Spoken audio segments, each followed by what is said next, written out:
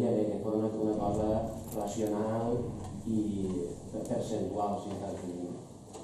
Però tots sabem que és així com es reparteixen els diners de les subvencions de Diputació. I els diners de les subvencions es reparteixen, diguem que els pobles on manen, els que manen la Diputació, solen tindre accés a moltes més subvencions que no els que no governen. Desafortunadament funciona així.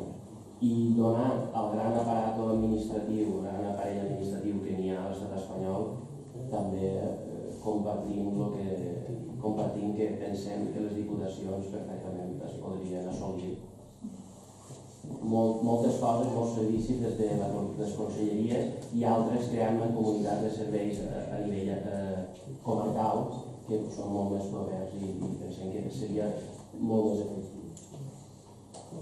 Jo el que puc indicar és que jo penso que les diputacions són uns òrgans que pareix que estiguen més pròxims als pobles i que les conselleries estan dedicant-se més a apoyar també el que són les poblacions més grans. I el repart equitatiu que estàs dient tu, jo penso que quan diguin unes subvencions sí que intenten de cultura o de per almenys el que m'expliquen a mi repartir-ho per tots els pobles de lo que és la província d'Alacant. Per exemple, estic parlant de la Diputació d'Alacant.